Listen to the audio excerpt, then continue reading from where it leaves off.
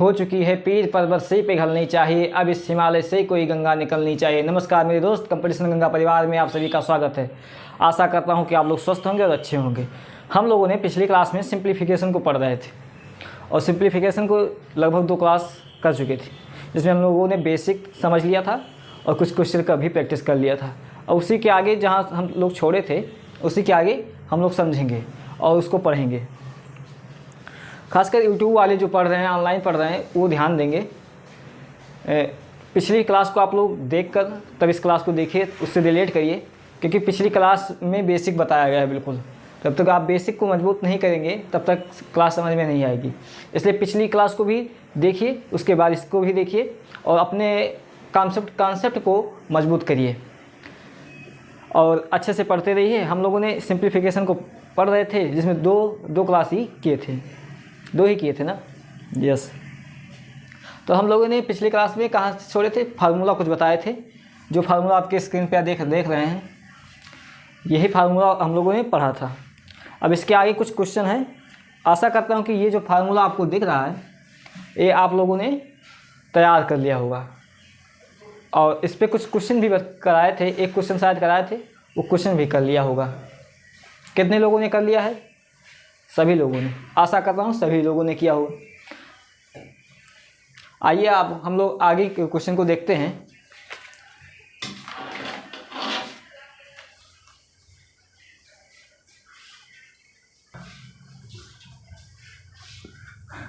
तो आगे जो एक आपके स्क्रीन पे क्वेश्चन देख रहा है, इस क्वेश्चन को देखेंगे। देखिए, बहुत बेसिक से आराम से पढ़ते हुए एक एक स्टेप को मजबूत करते हुए चलिए और जो प्रैक्टिस कराया जाए। देखो, सिलेक्शन लेना है तो एक काम पर डे करना होगा। पर डे का काम पर डे, जितना यहाँ पढ़ाया जा रहा है उतना आप पढ़ते रहिए और उतना उसको तैयार करते रहिए। नहीं पढ़ेंगे तो एक दिन ऐसा समय आएगा कि वो बहुत इकट्ठा हो जाएगा, फिर आप उसको पढ़ने का मन नहीं करेगा। अगर 5-6 दिन क्लास ना कर लीजिए, उसको तैयार मत कीजिए, तो फिर आप पिछला क्लास पढ़ने का मन बिल्कुल भी नहीं करेगा। इसलिए पर डे का काम पर डे करना होगा। जितने भी लोगों का सिलेक्शन होता है वो यही कहते हैं, उसका मूल मंत्र यही होता है कि पर डे का काम पर डे करना होगा। तो इसलिए पर डे का काम लोग पर डे करते रहिए। और ये क्वेश्चन जो आपके स्क्रीन पे दिख रहा है, ये क्वेश्चन को ज़रा एक बार पढ़िए फास्ट तरीके से, उसके बाद इसका सलूशन देखते हैं। और ज़रा आप लोग एक बार फास्ट तरीके से पढ़कर करने का प्रयास करिए, क्योंकि हमसे पहले करने का आप लोग प्रयास करिए। 1-2 बार सोचिए कैसे होगा, क्या स्टेप होगा, भले ही ना हो लेकिन स्टेप को फॉलो करिए। कौन सा स्टेप लगेगा, कौन सा फार्मूला लग सकता है, कैसे सॉल्व कर सकते हैं, वो आपके दिमाग में आना चाहिए, सोचना चाहिए। ये आप लोगों की फ़र्ज़ है।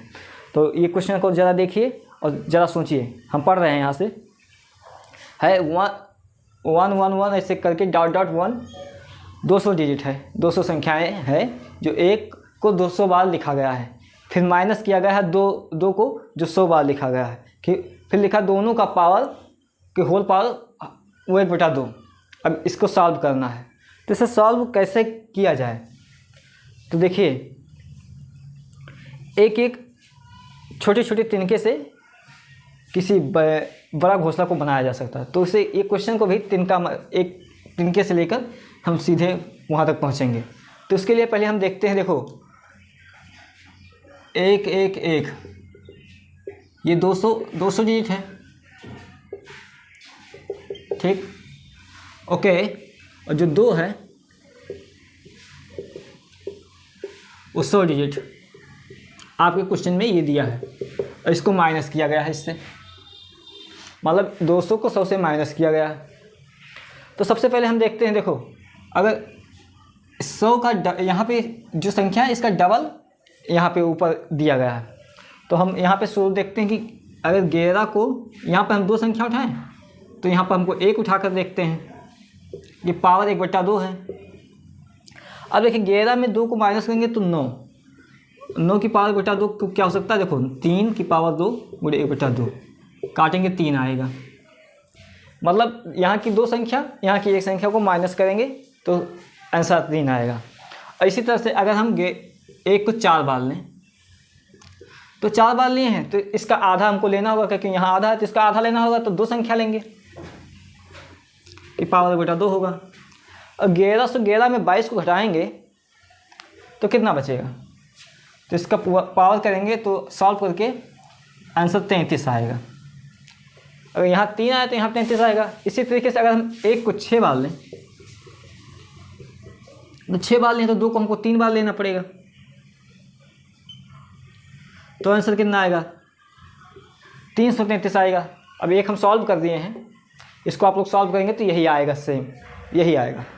ठीक, तो हमें कुछ रिजल्ट दिखाई दिया कि अगर हम 2 बार 1 को ले रहे हैं और तो आंसर 3 आ रहा है, अगर 1 को हम 4 बार ले रहे हैं तो आंसर 33 आ रहा है, 3 2 डिजिट में आ रहा है। अगर 1 को हम 6 बार ले रहे हैं तो आंसर 333 आ रहा है, मतलब 3 डिजिट में आ रहा है। तो इसका आंसर क्या होगा,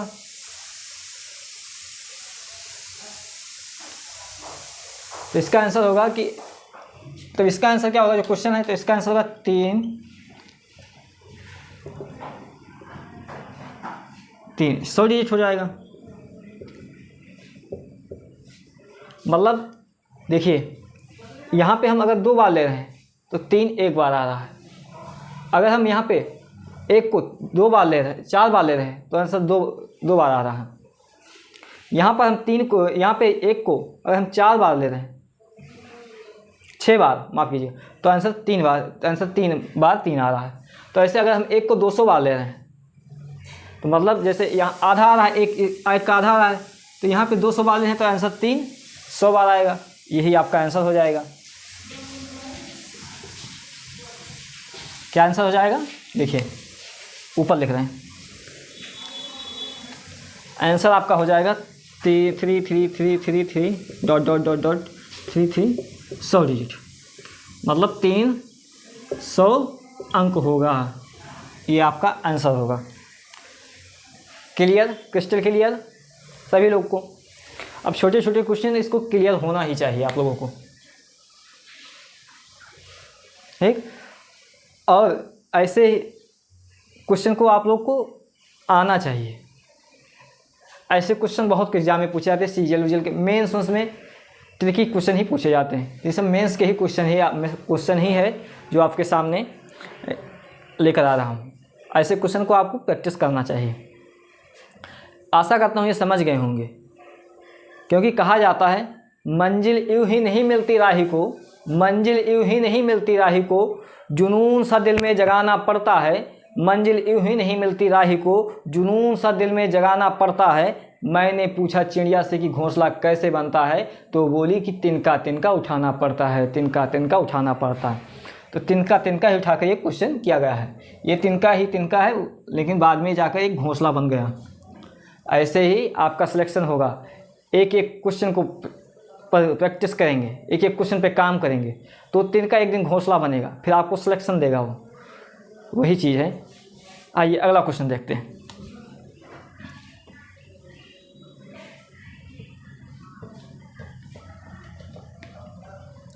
अगला क्वेश्चन आपके स्क्रीन पे है। बहुत अच्छा क्वेश्चन है, एग्जाम में आया हुआ क्वेश्चन है। जरा पढ़िए एक बार पढ़िए, बहुत अच्छा क्वेश्चन है। लिखा है find the value of √1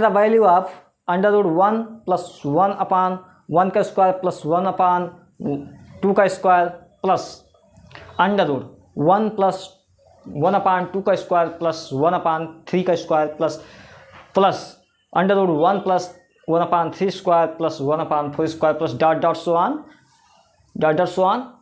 plus √1 + 1 अपान 98 का स्क्वायर प्लस 1 अपान 99 का स्क्वायर, 1 + 99 का स्क्वायर। ये आपका क्वेश्चन दिया है, तो इसका पूछा उसका क्वेश्चन पूछा है फाइंड द वैल्यू, इसका वैल्यू को ज्ञात कीजिए।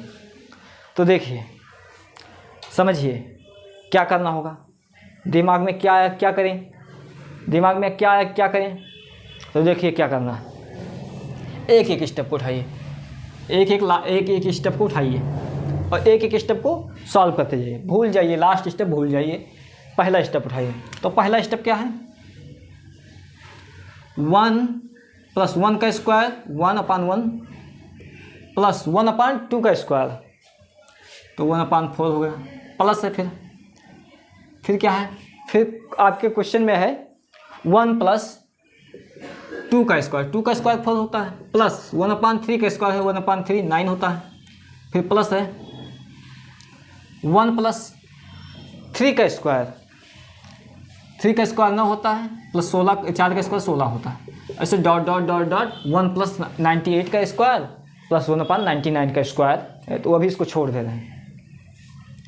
तो इसका वैल्यू पूछा है, पूरे का वैल्यू। तो देखिए पहले हम इन 3 को सॉल्व कर लेते हैं, करते हैं, उसके बाद देखते हैं क्या रिजल्ट आ रहा है, आगे क्या करना है। पहले 3 का को उठाएं, तो देखिए इसको सॉल्व करेंगे तो क्या आंसर आएगा। अगर 4 को एलसीएम लेंगे तो 4 + 4 + 1, तो 4 4 8 1 9, √9/4। यहाँ पे क्या आएगा, अगर यहाँ पे 9 चौक 36, 36 यहाँ पे एलसीएम लेंगे तो यहाँ पे क्या आएगा, 4 एकम 4 49 आएगा। और यहाँ पे क्या आएगा, 16 9 144, 144 एलसीएम लेंगे तो यहाँ पे आंसर क्या आएगा, 169 आएगा। ऐसे डॉट डॉट डॉट, इसको भी यहीं लिख दे रहे हैं, इसको हटा दे रहे हैं। तो 9/4 का अगर हम वर्गमूल करेंगे तो 3/2 आएगा, 49 होता है 7, ये 6 होता है, 169 का वर्ग 13 का वर्ग होता है, 144 12 का वर्ग होता है, डॉट डॉट डॉट। अब क्या करें, ये तो सॉल्व हो गया, अब क्या करें। तो करना कुछ नहीं है, करना कुछ नहीं है, पहले हम इन दोनों को सॉल्व करते हैं। उठा लो, इन दोनों को सॉल्व कर लो। 3 + 2 7/6, इसको सॉल्व करेंगे, 6 एलसीएम आएगा। तो यहाँ पे 3 से गुणा करेंगे, 3 × 9 और 9 7 9 1 10, 7 7 49, हाँ 9 1 10 16 6, 3 से 2 से काटोगे, 2 8 16 और 2 3 6, 8/3, 8/3 आया। अब हम इन दोनों को सॉल्व करेंगे।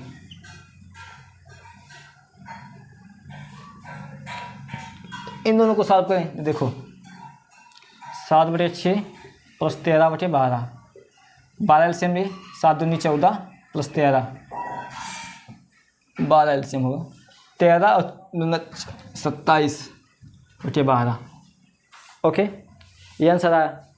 अब देखिए क्या करते हैं, ये प्रोसेस को छोड़ दे रहे हैं, इस प्रोसेस को छोड़ दें। हमने इन दोनों को सॉल्व किया तो आंसर आया 8/3। अब हम इन तीनों को एक साथ जोड़ेंगे, तो तीनों को साथ में जोड़ेंगे तो एलसीएम आएगा 12। क्यों, क्योंकि 12 है, यहाँ 6 है, यहाँ 2, 12 आंसर। और ऊपर यहाँ पे अब देखो ऊपर क्या होगा, तो यहाँ 2 है तो 6 से गुणा करो, 6 × 18, यहाँ पे है तो 7 दूनी 14, यहाँ 13, ये आंसर आया। 18 और 14 और 13, 18 और 14 13 को जोड़ेंगे तो देखो 4 3 7 7 7 14 15 5 हासिल 1, 3 1 4 45 12। अब इसको काटेंगे, 45 12 को काट दो, किससे कटेगा, 3 से कटेगा, 3 चौक 12, 3 चौक 12 और 3 से काटेंगे तो आएगा 15 3 45, मतलब 15/4। अब देखो हमें कुछ रिजल्ट दिख रहा है, क्या दिख रहा है, अगर हम 3 का स्क्वायर करके 1 माइनस कर दें, 3 का स्क्वायर करेंगे तो 3 × 9 को -1 करेंगे तो 8 8 आ रहा है, 8/3। वही चीज़ सेम देखो यहाँ भी हो रहा है। अगर मैंने 4 का वर्ग किया 16, उसमें 1 माइनस किया 15, 15/4 आ गया, 15/4 आ गया। तो हमें कुछ मालूम चला है, रिजल्ट दिख रहा है कि अगर दो संख्या को जोड़ रहे हैं तो नीचे वाली संख्या का वर्ग करके 1 माइनस कर दो, 3 संख्या को जोड़ रहे हैं तो नीचे वाली संख्या को जोड़कर माइनस कर दो, तो देखो आंसर क्या आएगा। आप पकड़िए, यहाँ पे इसको हटा दे रहे हैं, इतना तो मालूम हो गया है, इसको हटा रहे हैं। देखिए ले, लास्ट स्टेप क्या है, लास्ट स्टेप हमारा है √1 + 1/98 का स्क्वायर + 1/99 का स्क्वायर। अब यहाँ पर आपको 98 का वर्गमूल निकालना आना चाहिए। आपको हम पहली क्लास में ही सिखाए थे वर्गमूल कैसे निकालें फास्ट तरीके से, वो आपको आना ही चाहिए।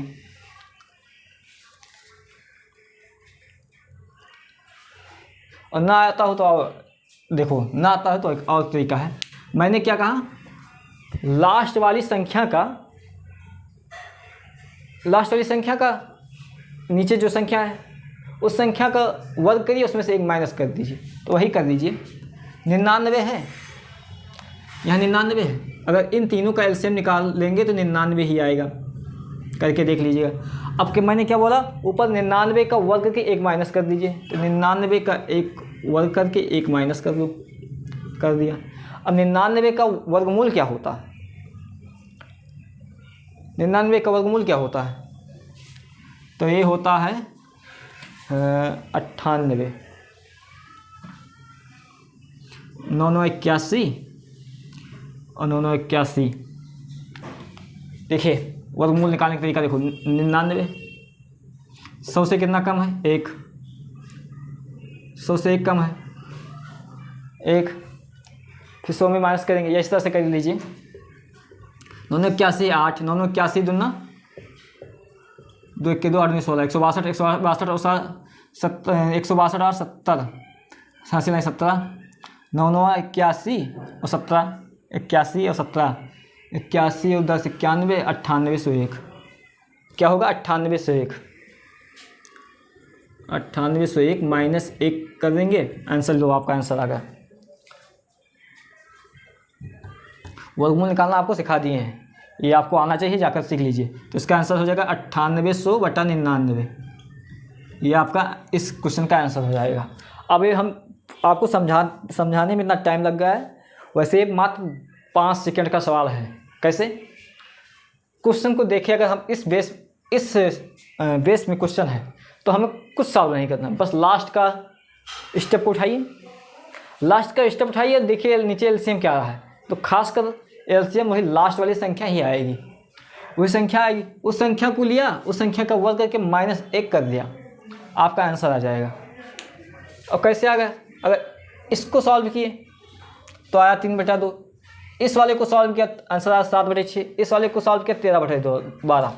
अगर इन दोनों को जोड़ेंगे तो आएगा 3/8/3 आंसर आएगा। तो अगर 3 का वर्ग करेंगे 9 में 1 माइनस करेंगे तो 8/3। वही चीज़ अगर 3 को जोड़ेंगे तो वही सेम प्रोसेस फॉलो होगा, अगर 4 को जोड़ेंगे तो वही सेम प्रोसेस फॉलो, 5 को जोड़ेंगे सेम प्रोसेस फॉलो होगा, 6 को जोड़ेंगे, 7 को जोड़ेंगे, 8 को, 9 को, 10 को, 11 को, 12 को, ऐसे 100 तक जोड़ते जाएंगे, सब जहाँ तक है 50-60 तक जोड़ते जाएंगे तो सेम प्रोसेस फॉलो होगा। नीचे वाले के वर्ग करके -1 किया गया है, वही सेम आंसर आएगा। तो हमें यही सॉल्व करना है। लास्ट वाला का उठाइए, वैल्यू ही पूछा है, इस सीरीज का वैल्यू ही पूछा, तो लास्ट वाले को उठाइए और एलसीएम 99 है, 99 का वर्ग करके -1 कर दिए। 99 का वर्ग होता है 9801, 9801 में माइनस को 1 किया, 9800 बटा 99। अब आपको वर्गमूल करना आना चाहिए, वर्गमूल करना नहीं आता तो पहली क्लास में जाइए, शुरुआत किए थे तब से उस क्लास में जाइए, वहाँ वर्गमूल सीख कर बहुत अच्छे से बेसिक से, उस मैंने लगभग 2-3 क्लास लिया है वर्गमूल क्यूब निकालने का। 3 घंटे मैंने बर्बाद किए हैं, लेकिन बर्बाद नहीं किए हैं वो इसी के लिए। अगर उसको आप अच्छे से सीख लेंगे, उस पर प्रैक्टिस कर लेंगे तो ये आपका आंसर मात्र 2 सेकंड में आप धुआं कर देंगे। बैठेंगे एसएससी एग्ज़ाम में देने के लिए, सीडीएस का एग्ज़ाम देने के लिए, सीसेट का एग्ज़ाम देने के लिए, तो क्वेश्चन पेपर धुआं हो जाएगा। पेपर भी सोचेगा किस बच्चे से पाला पड़ा है, किस टीचर से पढ़ के आया है।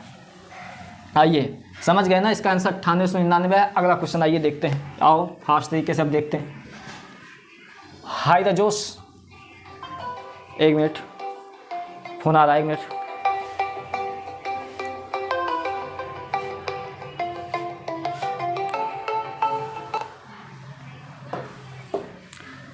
हाँ, अगला क्वेश्चन देखिए, अगला क्वेश्चन स्क्रीन पे तब तक पढ़िए। अगला क्वेश्चन है आपका 2 की पावर 12 माइनस 3 की पावर 9 इंटू 3 की पावर 6 माइनस 9 की पावर 3 प्लस 11 की पावर 2। वाह, क्या मेंस का सवाल है, मेंस का सवाल है। बड़े बड़े की होश उड़ जाते हैं ऐसे क्वेश्चन देखकर।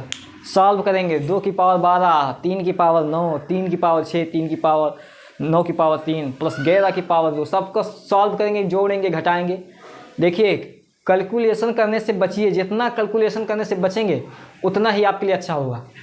क्वेश्चन को देखते हुए आप सोचिए हम इसमें कैलकुलेशन में बिल्कुल ना घुसे, जितना कट पीट रहा हो काट पीट दो, जो फार्मूला लगा दो, लेकिन कैलकुलेशन में मत घुसे। अगर कैलकुलेशन में घुसे थोड़ा सा मिस्टेक हुआ आंसर बिल्कुल गलत ही आएगा, समझ लीजिए बाबू मेरे।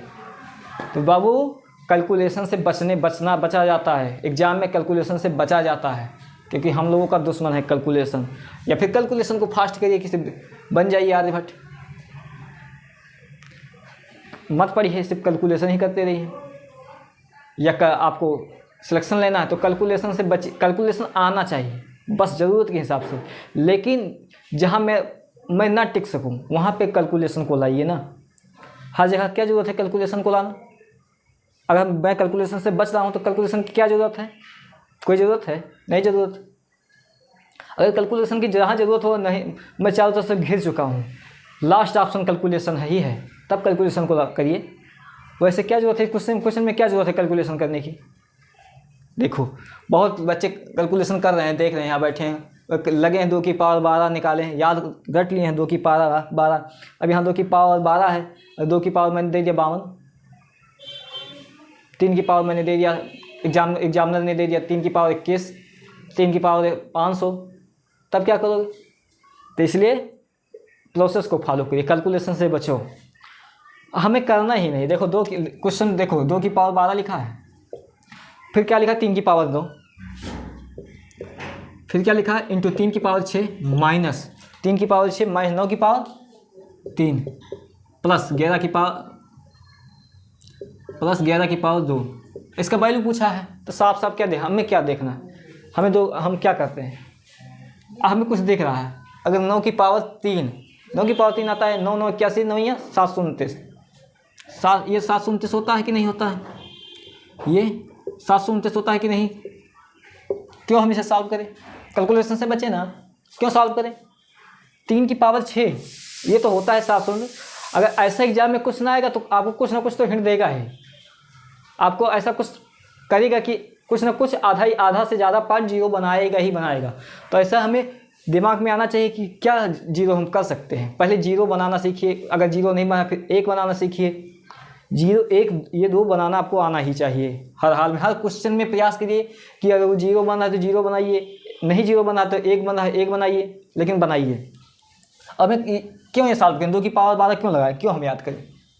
हमने देखा 3 की पावर 6, 3 की पावर 6 729 होता है, इतना सबको मालूम होता है, इतना तो याद ही रहता, 729 होता है। 9 की पावर 729 होता है। मैंने क्वेश्चन को देखा 729 माइनस 729, अब क्या किया? माइनस से 0 होगा, मतलब ये 0 होगा तो ये भी 0 हो जाएगा, मतलब ये दोनों भी 0 हो जाएगा।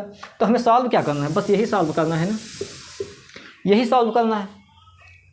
अब 11 का पावर तो सभी लोग जानते हैं 121 होता है कि नहीं? अब तुम्हें विश्वास ना हो, अगर ये नहीं विश्वास है तो 2 की पावर 12 माइनस 3 की पावर 9 करिए, माइनस करिए, फिर इसको करिए, फिर भी ये जाकर यहीं आकर ये हो जाएगा, इतना बड़ा वाला 0 हो जाएगा। करना आपको सिर्फ इतना ही है, बस इसी का आंसर पूछा है। देखो mains, CGL, SSC, CHSL, CDS ऐसे एग्जाम में अगर आपसे वर्ग पूछेगा तो डायरेक्ट नहीं पूछेगा कि आप हमें बता दो 100 का वर्ग, 99 का वर्ग, 97 का वर्ग, 158 का वर्ग, ऐसे नहीं पूछेगा बाबू, कभी नहीं पूछेगा। वो पूछेगा तो ऐसे क्वेश्चन के प्रोसेस में पूछेगा, आपको फंसाएगा। अब आप उसके चक्कर में फंसते हैं कि नहीं फंसते हैं? क्योंकि मुस्कुराना उसकी अदाएँ हैं, आपको फंसना नहीं उसकी अदाओं में, फंसाना तो उसका कला ही है कि आप फंस जाओ उसके जाल में, फंस जाओ, पैसा खर्च करो, 100 रुपये उसको दो। हाँ, वो हम एग्ज़ाम की बात कर रहे हैं कि उसको 100 रुपये दोगे ना फॉर्म भरने के लिए, समझ गए ना ये क्वेश्चन? आइए अगला क्वेश्चन, बहुत प्यारा क्वेश्चन, अगला क्वेश्चन है,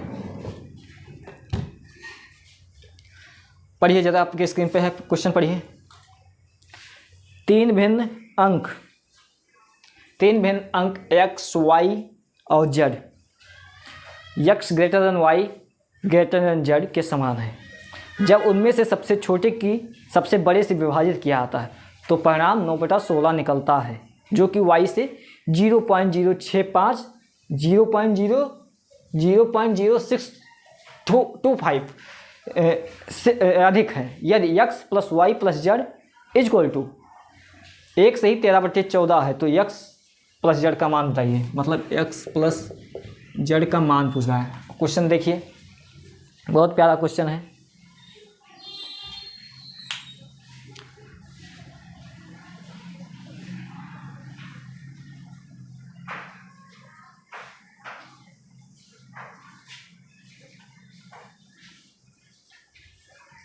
देखिए क्वेश्चन क्या है, 3 भिन्न अंक है x y z, x greater than y greater than z के समान है जब उनमें से सबसे छोटे को सबसे बड़े से विभाजित किया जाता है।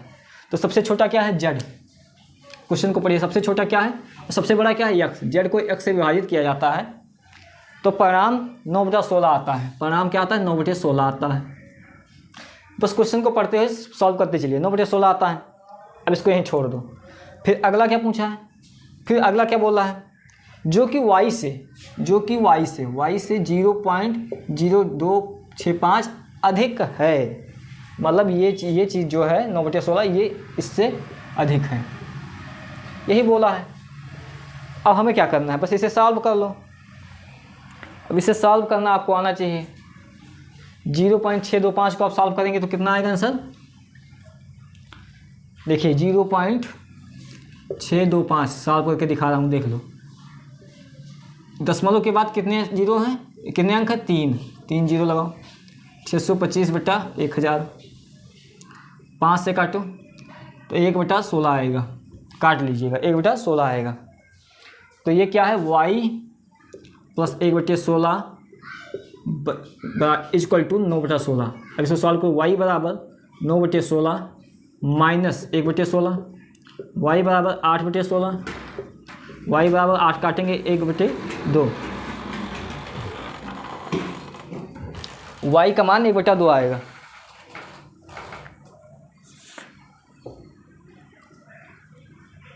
अब देखिए क्या बोला है,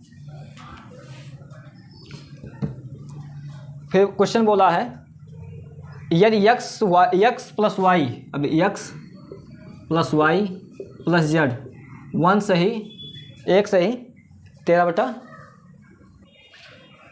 क्या बोला, x plus Y plus Z equal to 1 से 13/24 है। तो हमें y का मान पता चल गया है। तो हम देखो सॉल्व करते हैं। x प्लस वाई का मान कितना है, 1/2 प्लस जेड 24 को सॉल्व करेंगे, 24 और 13, 24 को 13 में जोड़ेंगे तो 24 और 13 होता है 37, 37/24। ये आपका ये हो जाएगा। अब हमसे क्या पूछा, 1/2 को हम उधर भेज देंगे। x प्लस जेड 37/24 माइनस 1/2, तो x प्लस जेड 24 हो जाएगा एलसीएम, 37 प्लस 12 माइनस होगा -12। तो x प्लस जेड 37 में 12 को माइनस करेंगे तो 37 में 12 को माइनस करेंगे तो हो जाएगा 25/24। ये आपका आंसर हो जाएगा, यही आपका आंसर हो जाएगा। देखो क्वेश्चन क्या था, क्वेश्चन था 3 भिन्न संख्या है, 3 भिन्न संख्या है x y z, जो x ग्रेटर देन x बड़ा है y से, y बड़ा है z से, x greater than y, y greater than z जो समान है। तो उनमें से सबसे छोटा क्या है, z। सबसे छोटा z है, सबसे बड़ा x फिर y फिर z, तो सबसे छोटा z है। अगर सबसे छोटे को z को सबसे बड़ा वाला क्या x से विभाजित किया आता है तो आंसर आता है 9/16 आता है। फिर बोलता है जो कि y इससे 0.625 मतलब 1/6 अधिक है। तो वही किया ना, अधिक है, तो सेम प्रोसेस को फॉलो किया। फिर क्या बोलता है कि x plus Y plus Z का मान इतना दिया है, 1 से ही 13/24 दिया है, ये बोला है। तो हमने y का मान तो यहाँ से निकाल लिया। हमसे x प्लस जेड का ही मान पूछा है कि x प्लस जेड का मान बताओ, तो x इसमें रख के x प्लस जेड का मान 25/24 आएगा। सेम इसी प्रोसेस पे हमसे तीनों का अलग अलग मान पूछेगा अगले क्वेश्चन में, उसको बताऊंगा। तो उसमें क्या करना है, यहाँ पे इसको के मान लेना है, 9/16 के, कुछ भी मान सकते हैं, मैथ है, कुछ भी मान सकते हैं, हमारा मन वो मानेंगे, सामने वाले का क्या जाता है। अगर कोई अच्छी लड़की जा रही है तो उसको गर्लफ्रेंड मानने में क्या है, मान लीजिए। वैसे मैथ में है, मानने में क्या है, मान लीजिए, हम भी मान रहे हैं। आइए अगला क्वेश्चन देखिए, सेम प्रोसेस का सेम क्वेश्चन है, उसको आइए देखते हैं। बस थोड़ा सा चेंज एग्जामिनर ने चेंज किया है, खेला है। देखिए आपकी स्क्रीन पे सेम क्वेश्चन है, थोड़ा सा डिफरेंस है, पढ़िए एक बार। लिखा है ए बी और सी, ए बी और सी। अब वहाँ पे ग्रेटर देन बोला था, यहाँ पे क्वेश्चन में क्या बोला है, A less than B less than C. A less than, A छोटा है बी से, बी छोटा है सी से, मतलब सी सबसे बड़ा है। वहाँ पे क्या था, जेड सबसे बड़ा था, और यहाँ पे सी सबसे बड़ा है। देखो फिर लिखा है सी को ए द्वारा विभाजित किया जाता है, मतलब बड़े वाले को सबसे छोटे से विभाजित किया जाता है, बड़े वाले को सबसे छोटे से विभाजित किया जाता है, तो परिणाम 9/2 आता है। तो परिणाम 9/2 आता है, जो बी से 23/6 अधिक है। अब यहाँ पे आपको सॉल्व करके दे दिया, भिन्न नहीं बनाना है, 23/6 अधिक है। ए बी और सी का योग, ए प्लस बी प्लस सी का योग 19/12 है। तो 2a प्लस बी माइनस सी का मान याद कीजिए। अब यहाँ पे ए का मान निकालिए, बी का मान निकालिए, सी का मान निकालिए, फिर सॉल्व करिए। तो देखो बोला है सी को ए से विभाजित किया था, तो सी को ए से विभाजित करेंगे तो आंसर क्या आता है, 9/2 आता है। क्वेश्चन बोल रहा है, हम नहीं बोल रहे हैं। तो हम क्या करते हैं, इसको 9 के मान लेते हैं, इसको 2 के मान लेते हैं। मानने में क्या है, कुछ भी मान ले, हमने के मान लिया। फिर बोलता है बी, फिर यही बोलता है ये जो बी है ये 23/6 अधिक है किसके, ये C/A से, मतलब 9/2 अधिक है। C/A जो बी है इससे अधिक है। अब इसको सॉल्व करते हैं, अभी के बाद में काम लगेगा, हम यहाँ पे सॉल्व करते हैं। तो b 9/2 माइनस 23/6, तो b को मान करिए, 6 LCM हो जाएगा, तो 9 3 27 माइनस 23, 27 में 23 को माइनस करेंगे, 23 4 27, 4/6 2/3, आंसर आएगा 2/3। b का मान 2/3 आ गया। अब क्या बोला है, a प्लस बी और c का मान,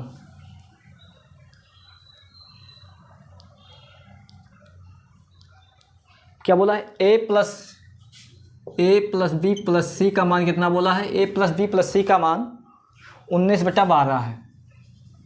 जैसा बोल रहा है वैसे करते जाओ। b का मान है तो b, a प्लस सी का मान क्या होगा, b का मान यहाँ रखेंगे 19/12 माइनस 2/3, a प्लस सी 19, यहाँ पे एलसीएम हो जाएगा 12, 19 3 4 3 बार 4 दूनी 8, तो a प्लस सी 19 में 8 का 11/12। अब a प्लस सी का मान तो 11/12 आ गया ही आ गया। अब क्या करते हैं, अब यहाँ से हम a और c का मान देखो दिया है 9, c का मान दिया है 9 के, a का मान दिया है 2 के। तो ऐसा करते हैं, क्या करते हैं, ऐसा करते हैं बाबू, मान रख देते हैं, a और c का मान रख दे रहे हैं, बस आ जाएगा। देखो बस c a का मान क्लियर हो जाए। a का मान कितना दिया है 2 के, c का मान क्या दिया है 9 के, बराबर 11/12, 9 2 11, 11 के बटा 11/12, 11 से 11 कट गया, के बराबर 1/12, के का मान 1/12 आ गया। कितना आ गया, के का मान 1/12 आ गया। अब देखो के का मान 1/12 आ गया, तो a का मान क्या है, अगर के का मान 1/12 है तो के का मान 1/12 है, तो c का मान देखो, c बराबर 9 के है, तो c बराबर 9 गुणे 1/12, काटेंगे 3 से, काटेंगे 3 3 3/4, ठीक। a का मान है 2 के, तो k का मान है 1/12, तो a का मान आ गया 1/6। मतलब बाबू देखो प्रोसेस हो गया, इसको मिटा रहे हैं, यहाँ पे लिख दे रहे हैं, c का मान आ गया कितना 3/4, a का मान आ गया 1/6 और b का मान कितना है 2/3, इसको हटा दे रहे हैं। अब क्वेश्चन हमसे पूछा क्या है वो सॉल्व कर ले रहे हैं बाबूआ। तो पूछा है, हमसे पूछा है 2a प्लस बी माइनस सी, ये पूछा है। तो मान उठा के रख रहे हैं। 2 गुणे ए का मान कितना है 1/6, प्लस बी का मान कितना है 2/3, सी का मान कितना है 3/4। सॉल्व करो, 2 को काटो 3 से, 3 1/3। अब देखो यहाँ पे एलसीएम लेंगे, 12 एलसीएम आ जाएगा बाबू। तो यहाँ 4 से गुणा करेंगे 4, यहाँ 4 दूनी 8 माइनस 3, 12 में 3 गया 9, 9/12। 3 से काटेंगे 3 3 का 9, 3/4। आपका आंसर आएगा 3/4। आंसर कितना आएगा 3/4।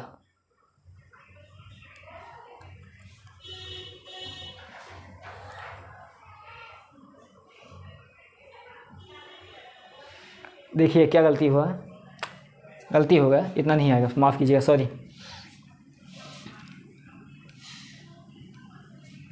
देखिए मान रखिए फिर से, 2 का मान है, ए का मान कितना है 1/6 रख दिया, ठीक। बी का मान क्या है 2/3, ठीक। सी का मान 3/4। अब क्या करना है, पहले प्लस वाले को सॉल्व करो। तो 1/3, तो 2 में 1/3 प्लस 2/3 कितना होगा 3, 3/3 माइनस 3/4, 3 3 कट गया 1 माइनस 3/4। अब सॉल्व करिए, 4 में माइनस 3 गया 1/4, ये आपका आंसर हो जाएगा बाबू, 1/4 आपका आंसर होगा। तो सेम उसमें क्या था, उसमें तो इससे पे यही पूछा था, a प्लस सी का मान ही पूछा था। लेकिन इसमें क्या बोल दिया, हमें ए बी सी का अलग अलग मान बताइए, मान ज्ञात करके तब बताइए, ये पूछा। तो हम भी उसके साथ खेल गया, हम भी मान गए कि अगर बाबू तुम खिलाड़ी हो तो हम भी तुमसे बड़े खिलाड़ी हैं। तो हमने 9 को सी को बोला था 9/9, ए को 2 बोला था, तो हमने 9 के मान लिया, 2 के मान लिया। सेम प्रोसेस को फॉलो कर लिया। बहुत आराम से समझाया हूँ, समझ गए होंगे आप, समझ गए कि नहीं, समझ गए। तो देखो आज थोड़ा कम ही पढ़ाएँ, 5 क्वेश्चन पढ़ाए हैं, टाइम काफ़ी लगा है क्योंकि समझाने में। कल हम थोड़ा फास्ट पढ़ेंगे। बस एक छोटी सी चीज़ मैं आपको बता रहा हूँ, ये क्वेश्चन तो आप प्रैक्टिस करेंगे। एक थोड़ा सा होमवर्क दे रहा हूँ, थोड़ा सा बता के उस पर हम कल विस्तृत बात करेंगे। थोड़ा सा देखिए,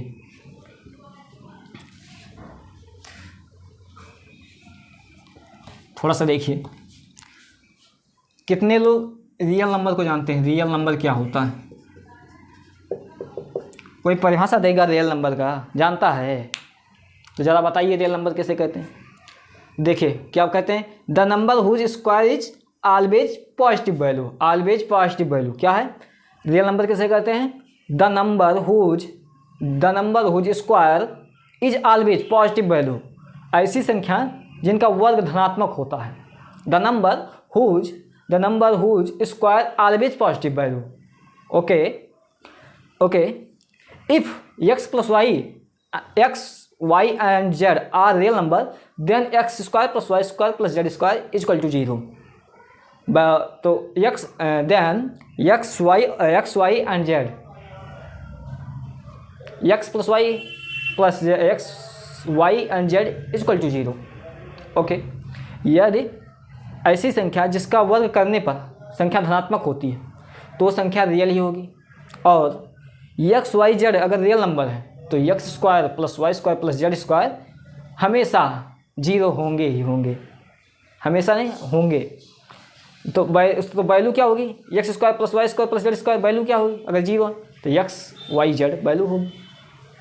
देखो लिख दे रहे हैं रियल नंबर की परिभाषा, द नंबर, नोट कर लीजिए, the number whose square always positive value, Hindi में लिख रहे हैं ऐसी संख्या जिनका वर्ग करें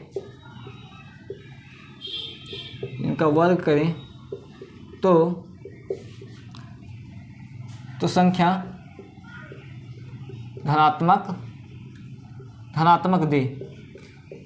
धनात्मक दे, ऐसी संख्या रियल नंबर कहलाती है।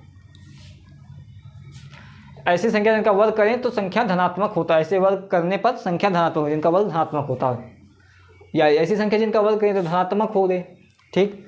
तो फिर क्या है, if X Y and Z, X Y Z are real number then X square plus Y square plus Z square, X square Y square plus Z square is equal to 0, X square plus Y square plus Z square equal होगा। तो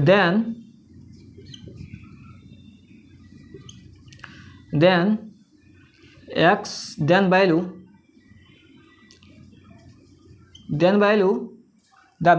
of value क्या होगा, x Y and Z, यह होगा। अब देखिए, अब आपका होमवर्क क्या है, रियल नंबर को आप कहीं से भी, कोई बुक हो, कोई साइट हो गूगल पे, कहीं से भी इसको अच्छे से पढ़ के आएंगे। कल हम इस पर विस्तृत बात करेंगे, रियल नंबर पे अच्छे से विस्तृत बात करेंगे, और हम लोग धीरे धीरे सिंप्लीफिकेशन की समाप्ति कर रहे हैं। इसके बाद काफ़ी बच्चों की डिमांड आ रही है कि अलजेब्रा शुरू करिए, तो अलजेब्रा को उसकी शुरुआत करेंगे, लेकिन अभी टाइम लगेगा सिंप्लीफिकेशन को ख़त्म करने में, 3-4 क्लास लेना पड़ेगा। तो आशा करता हूँ कि आप लोग रियल नंबर को पढ़ के आएंगे। मैंने परिभाषा तो ऐसे अभी बता दिया हूँ नॉर्मली, इस पर विस्तृत चर्चा एक्सप्लेन कल करूँगा, कल की क्लास में करूँगा, इसलिए कल की क्लास कोई मिस मत करना। कल की क्लास बहुत इंपॉर्टेंट है। इससे अब आने वाली क्लास जो सिंप्लीफिकेशन की होती, बहुत क्वेश्चन पूछे जाते हैं भर के, हर एग्जाम में क्वेश्चन भर के यहाँ से पूछे जाते हैं। तो रियल नंबर की डिफिनेशन तो नोट कर लीजिए, और कल आप लोग इस पर अच्छे से थोड़ा बहुत पढ़ के आइएगा। ना पढ़ सकेंगे तो यही 2-3 बार पढ़ लीजिएगा, अगर पढ़ के आएंगे तो अच्छी बात है। वैसे हम कल एक्सप्लेन करेंगे इस पर अच्छे से। तो आज के लिए बस इतना ही, मिलते हैं कल, तब तक के लिए bye, good, tata, take care.